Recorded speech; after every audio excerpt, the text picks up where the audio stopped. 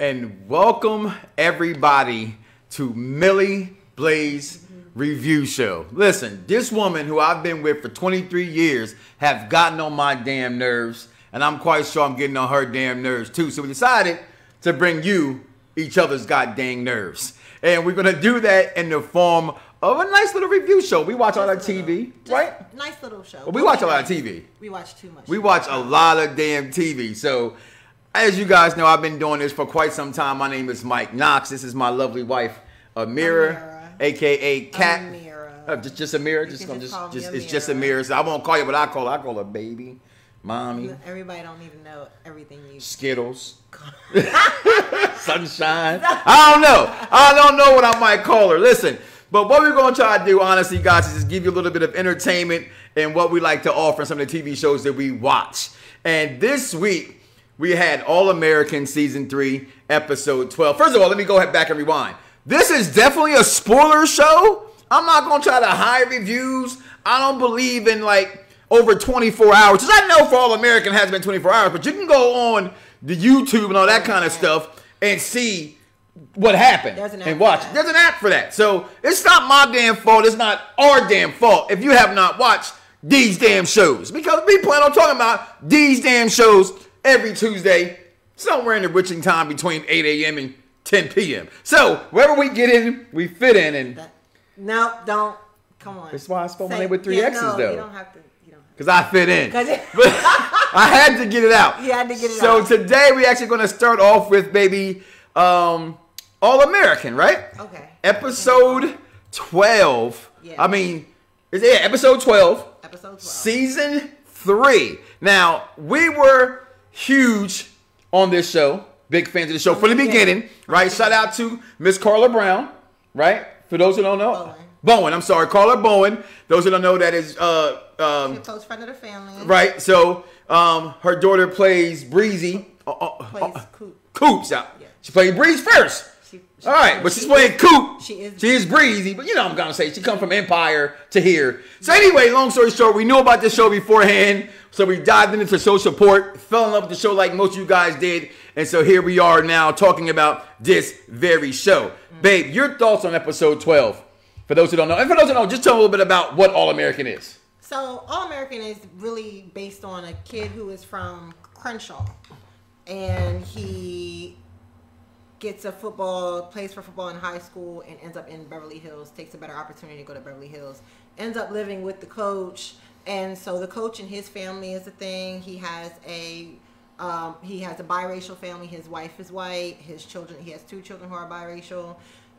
Spencer is the main character. Sorry. Go ahead. I'm sorry. Continue. And he's raised by his single mom, who I also was like Coach's ex. So there was a we thought that was going to be his son at first. But right, they smashed. She smashed the homies. She smashed the homies. That homie. No, because Spencer's dad was at the homie. She smashed the homies. Right. And anyway, it just talks about the things that they go through as teenagers who are actually better supervised than most of the teenager shows we see, but they still get into a lot of stuff alone.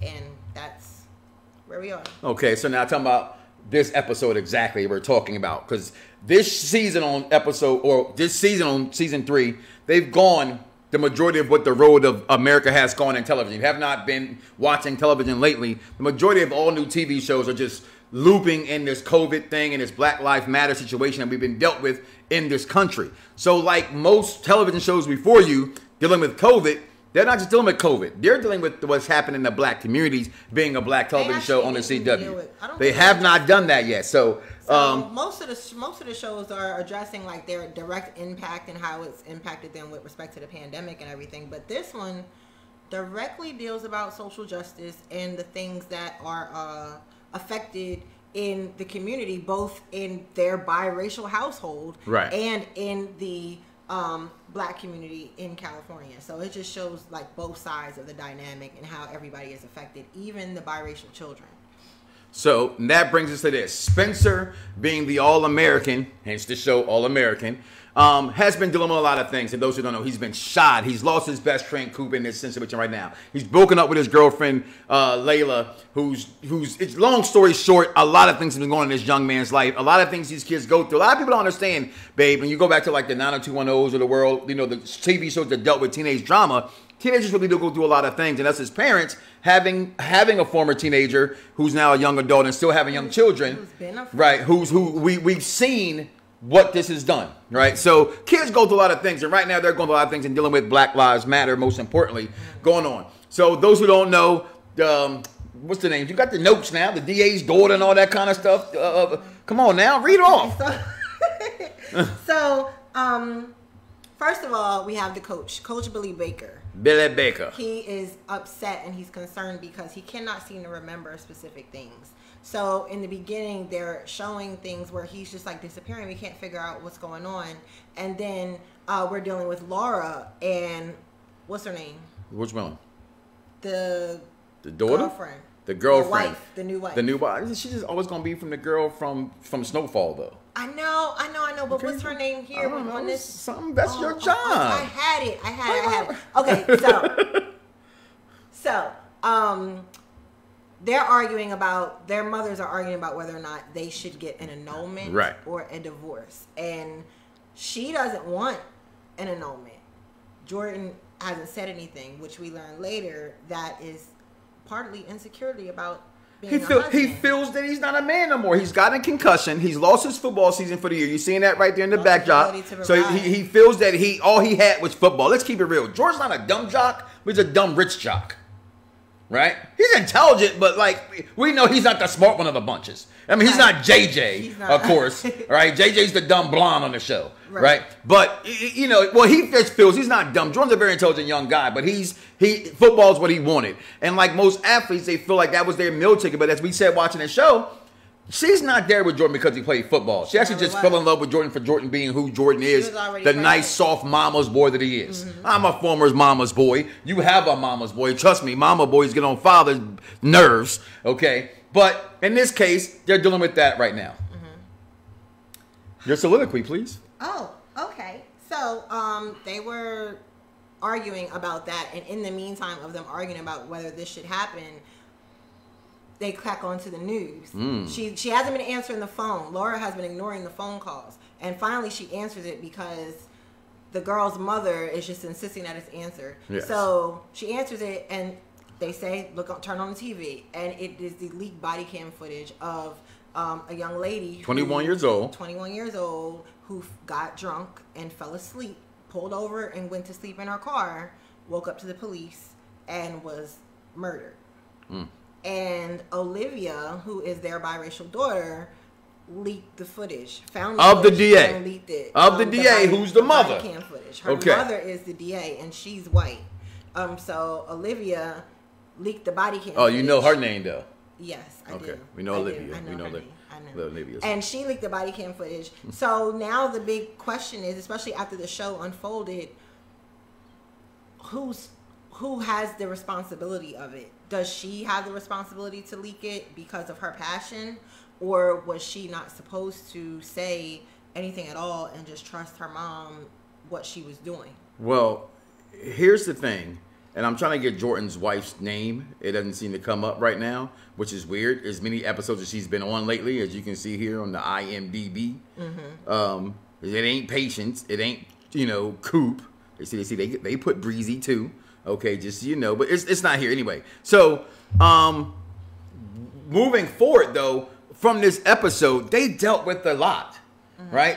She leaks the footage. Her mother's being scrutinized. Her mother's being called a racist because her mother is white, although she's biracial. So they're sitting here and they're just crazy right now. All the things that are going on. Simone, how could you not know? Like Simone.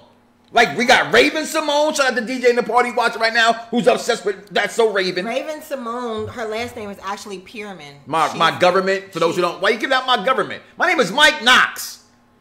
Okay. That's with 3 X's. Because you're hardcore. You sure? Yeah. Okay, don't be fronting. Talk to the camera. Shit. Anywho, okay. they're going through a lot right now. So here's what at first I didn't know how to handle this, right? Mm-hmm. So if those who watch the show know that my man Spence is just political, stand up. He's a superhero without even realizing he doesn't have to do all these things. Right? He has a super, what do you call it? Superman syndrome. The SNS thing. Right? So as he's SNSing, Superman syndrome, right? Hey team, we gotta go out here and do something worth doing something. We just can't go out here and play football and take a knee. Let's forfeit the game. Last game, now he's already preached that I'm gonna bring this football program back to prominence. I'm going to go to the playoffs. I'm trying to save the school. Now they need this game to make the playoffs, and they forfeit the game. Mm-hmm. Damn. I'm sorry I didn't do that right. Sorry, Ron Simmons. Give me 1 second. Get my. You want to get it together? Damn. Okay. They forfeit. They're going to forfeit the game, but and a surprise. The other team, majority white. And a show of allyship. Allyship was the word they use. That's the soliloquy they use in the program. And the allyship, they kneel, protest as well, at least with the cliffhanger, what's coming next week. Yes. I can foresee, because the other team also forfeited, and they forfeited, this could be a tie that gets them in the playoffs to continue the season going. However, we did see the trailer for the next episode, and they don't focus on football. They focus on Black Lives Matter because that's all America wants to talk about. Black Lives Matter. COVID matters. Get your kids COVID-nated.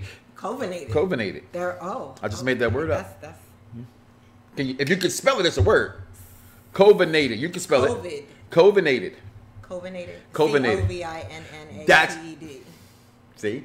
She can spell regular or ebonically or made up words. That's why I married her. Mega word. Head of the class right there. Listen, so... Next week, violence erupts.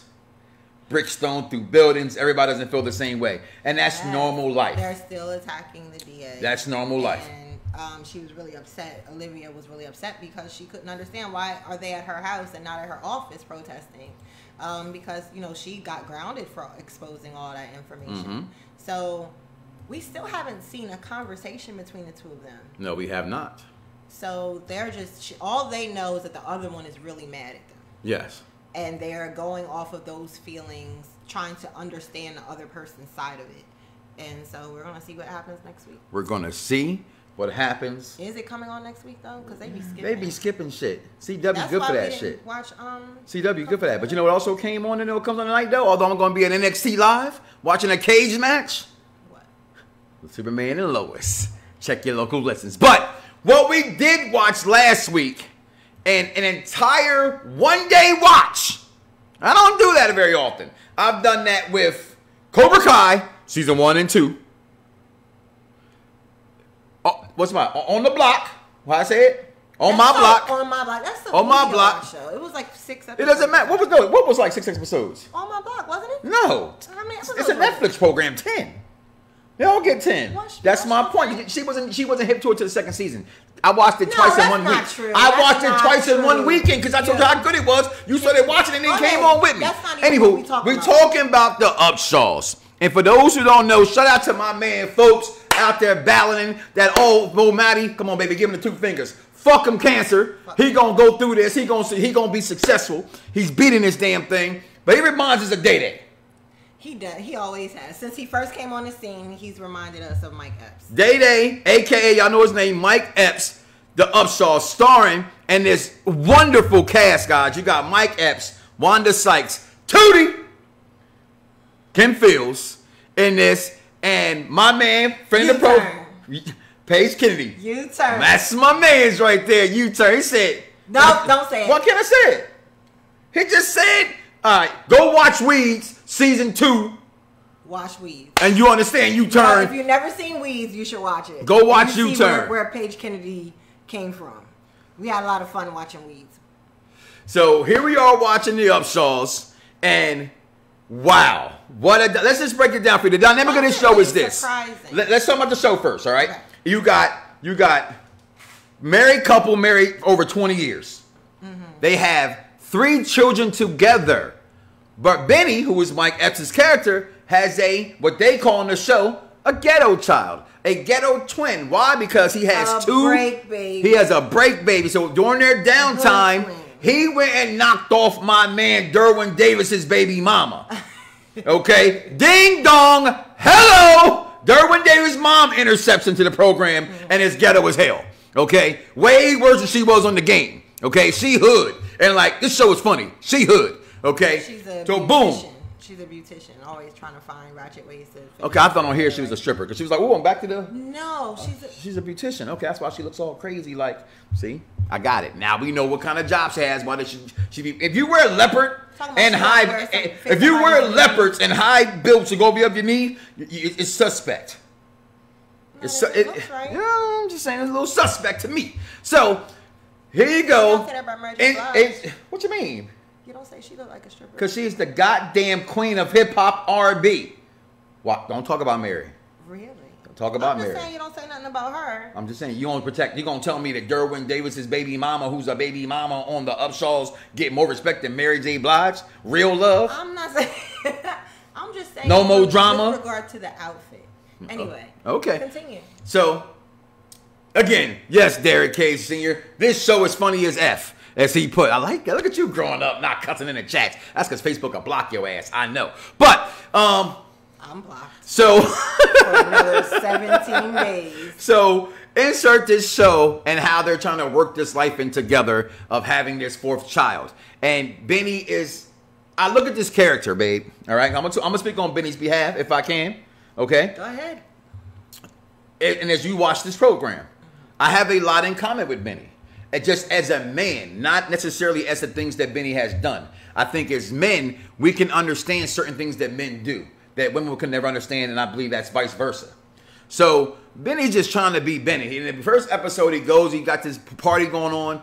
Daughter with his wife is having a birthday. Son with his baby mother is having a birthday party on the same day as the actual birthday because he was born 2 weeks before his other baby was born. As your 3 o'clock alarm pops off, which why alarm goes for 3 o'clock every day? I don't know. Okay. However, I'm in trouble, y'all. See that look? However, you go into this and he realizes I got to be a man and step up and be around my son more. Correct. All right. Then he also has another son that we find out in later episodes is gay. And Benny, being like most old school gentlemen like myself, had a hard time dealing with it. Other than but he told him up front, hey, I love you, whatever you are. This is not what I planned. This is not what I planned for you, but I'm still gonna love you regardless. You know. But to me, the best parts of the show, baby, and you go ahead and you speak on it, has to be Wanda Sykes' character, Lucretia, which is Tootie. I'm sorry, what's her name in the show? Wanda Sykes. No, Tootie and her mama. What's Kim Phil's real name on the show? Regina. Her sisters, and they're sisters. So Lucretia, Wanda Sykes' character has money. Where they kind of struggle for money because she has her apartment, she has whatever it is she got going on. Right? In this show, she cheats. She sleeps with a married man. As Tootie's husband slept with a married man, being Mike Epps. Sorry, I was gonna call Kim Phil's Tootie. With a married man. That married man was her husband cheated. Anywho, cheated on their scenario. Their funny to me is reminiscent of Martin and Gina. Not Martin and Gina. I'm sorry, Pam and Martin. Pam and Martin. Yeah. Watch this show for nothing else but Wanda Sykes and Mike Epps alone. Everything else is just surprisingly good and great. The acting, the script, even the kids are good in their roles. Yeah, people. I think they just think this is one of those like. It's about time we have regular black people on TV again. Not super ghetto, not super hood. Not super affluent where it just looks like a big fantasy, but just normal people going through normal things in their normal situations, which are kind of ratchet. And I think is it ratchet I pour this drink now? No. Okay. Well, it could be, but you know. I drink good shit. So what? I drink good shit. So, I mean, in that, you need that duality, right? You need to be able to do it all. Yeah, here's why I married her. Peep the word play. So I think it covers everything. I think if you are doubting it, give it a shot. So It's not stereotypically black. It's not a don't be a menace. It's not one. It's not ghetto. It's not hood. No, it's not. It's dope. But it is. But it is ghetto. Like U-Turn's character is ghetto. Right. Oh, they're there. But everybody has already seen your typical hood. Everybody has a super hood relatives and super hood this. Oh, everybody can relate to the person that's turning up all the time. But let's relate to these real situations in families now. That's what's going on, and it's like current, and it's not one extreme or the next. So anyway, I like it. What you said, and I've said to those who know me, who would catch up the video, this would never be you. You would never be what Regina's character carried. There is no break babies. No. Right? So the season is ended with a cliffhanger. So the son comes out to the family. Yeah. Wanda Sykes' character already knew the boy was gay. Right? Mom suspected. That's her son. I always say moms kind of know. Dad kind of... The stepbrother knew right away. And didn't care. When stepbrother called him in a situation, he knew right away. But it ended with a cliffhanger. And I want to give special shout out to the best person on the show to me. It has to be Wanda Sykes and Duck. Now, I know Mike Epps and Wanda Sykes' character together is great. Because they remind me of Pam and Martin. Which I'm telling you, they are Pam and Martin. But Duck's character, Paige Kennedy's character...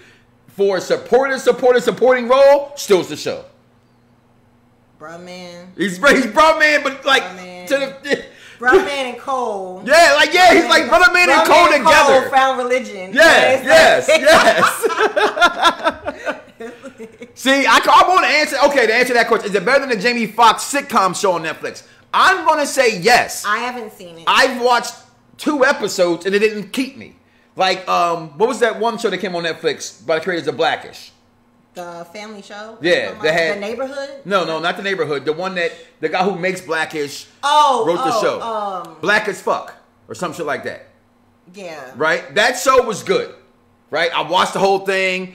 Jamie Foxx show, I had a hard time getting into it. Black as Fuck. It fell off for you, too. I wasn't feeling it. I felt like it was too much. Like it was all the same stuff, except now you can cuss and you can just go more graphic. But for this... Like, you already got 3 shows running that's saying the same stuff. I don't need to hear it again in cuss words. And that's what I feel about Jamie Foxx show. It's like that show I've seen before, just with these people interpreted in there.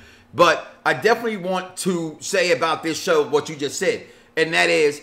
It has all the things you've seen about it. It has the ghetto stuff involved in it. It's really the dynamic and the acting and the writing of the show, babe, to me, that just separates everything from each other. So, in my wrestling shows, I would give things belt reviews, right? I'm not going to give it a belt review because you guys may not be wrestling fans. So I'm going to keep it to something that we would do. Oh, we do. All-time couples.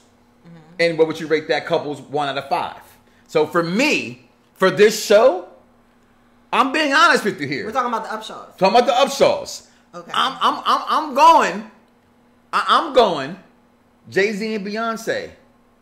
4.5 stars out of this. 4.5 Beyonce and Jay-Z's. I think they make beautiful music. It's funny. I'm waiting to see more. Okay. Again, the cliffhanger. Another child knocks on the door and says, "I'm here to see my daddy, Benny Upshaw." Here's the thing, though. The son name is Benny Upshaw. In the last episode, right? We find out that he's gay. We know Benny's gay, but he slept with a woman. He slept with someone 10 years ago. When he realized that he was gay, and now his girl showed up. So I'm assuming already that's his child. There's no way Benny fucked up this much and had 2 fucking kids on her when there was no break in this one.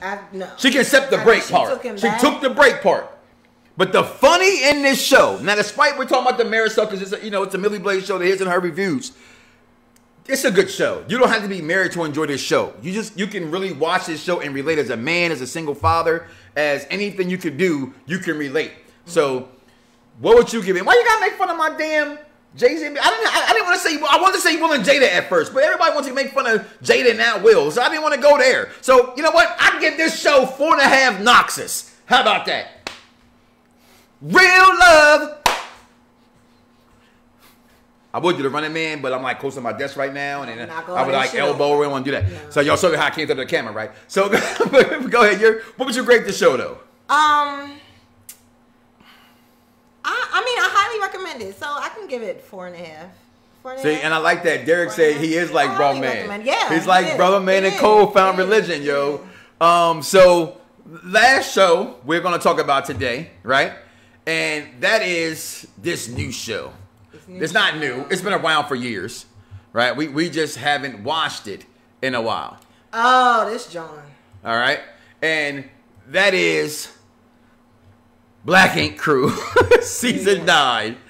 Okay, New York. New York, season them. Season Nero, whatever they call themselves, right? We're here for that right now. So, I put the wrong one on. I apologize. Here we go. There he is. There we go.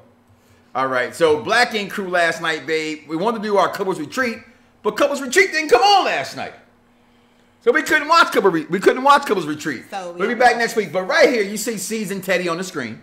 Right. For those who watched Black Ink Crew. Like we do, we watch a lot of reality TV. Like I call it Ratchet TV. Yeah, that's our thing. That's our thing. We watch Ratchet TV together. But C's who I realize I don't like as a person. And this ain't me hating on C's or nothing like that, all right? Respect to this brother. He reminds me of another brother that I know. Okay? He's about his money. I just think he's unreasonable.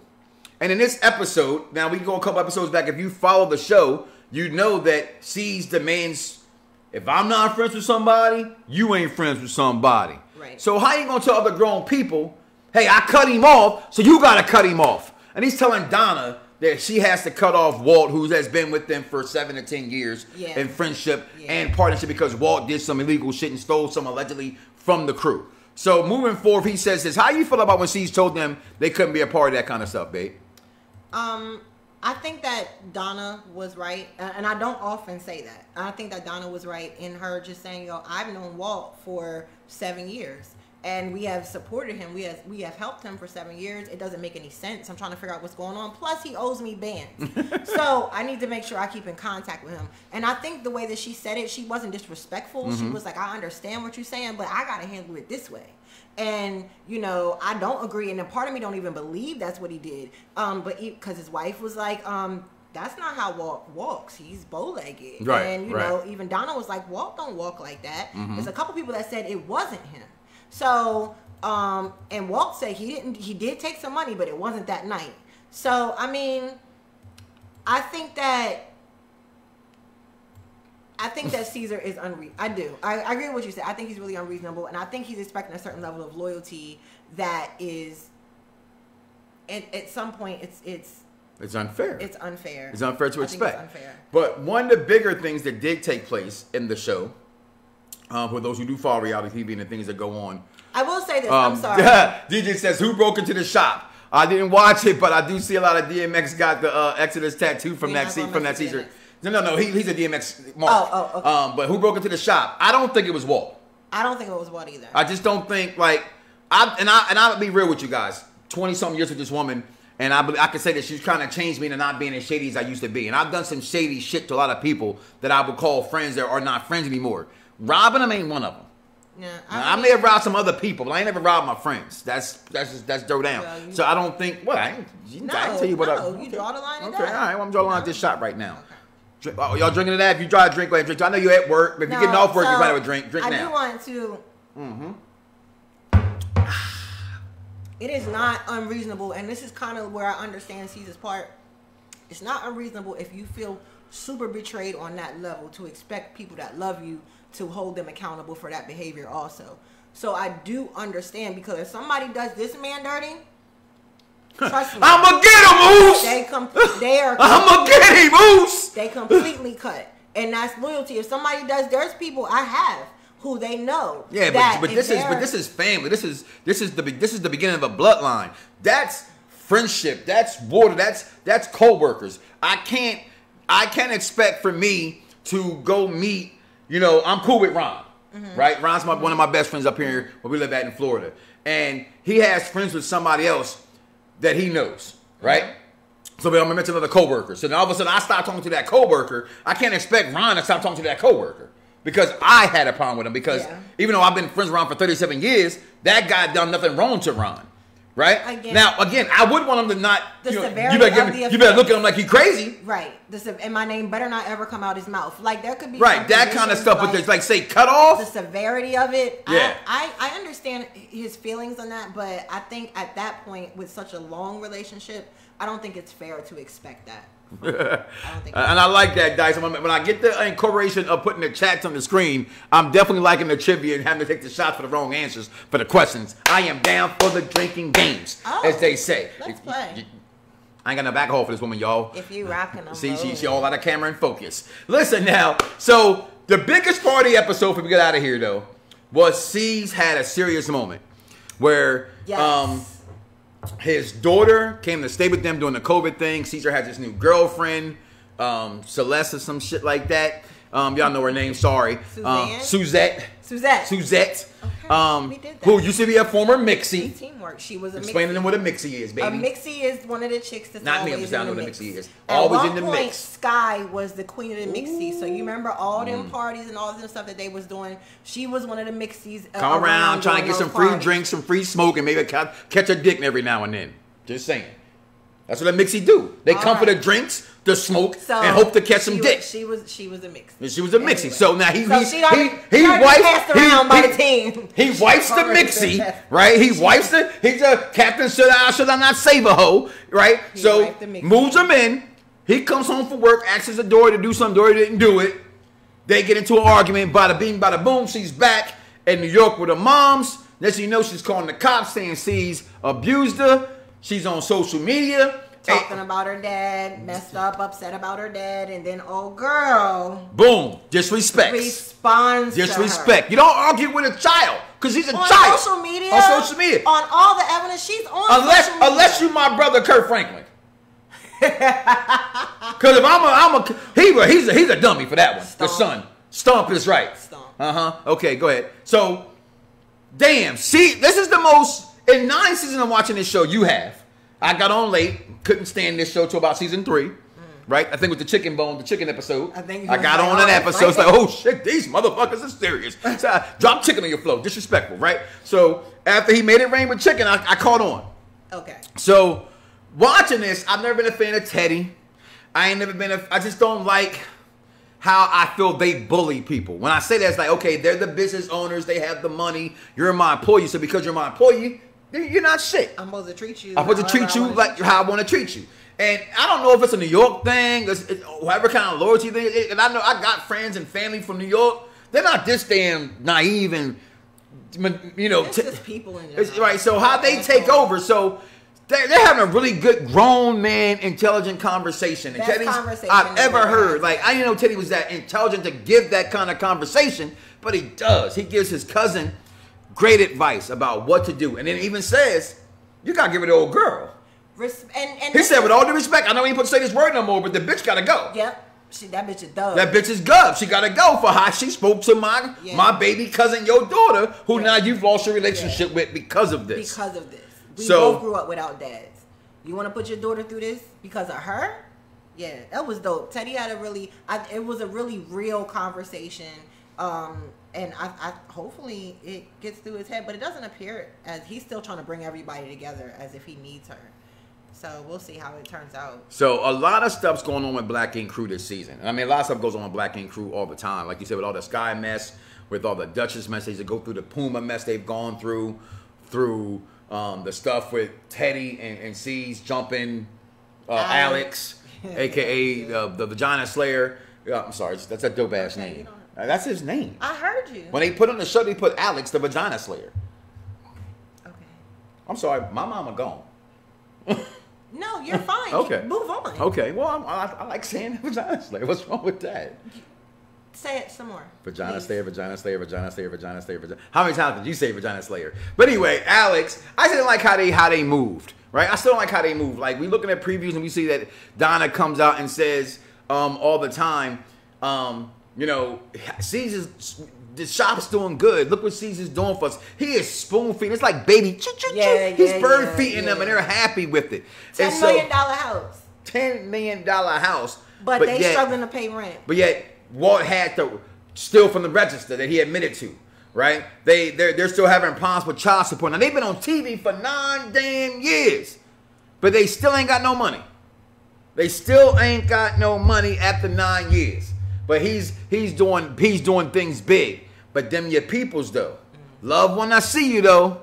So, let's talk about that loyalty now. So, moving forward, seeing what's going to happen next in these shows, I'm excited. Next week we do get back though. Couples therapy. Couples therapy. Yeah. Couples retreat.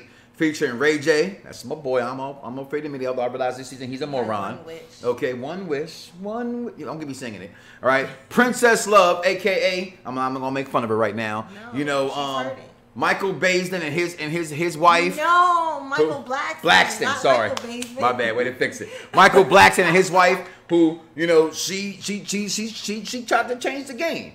She marries him with the pretenses that we're gonna have side chicks all the time. You can have side chicks, and now she married to him. Don't want to have side chicks no more. No, they're not married yet.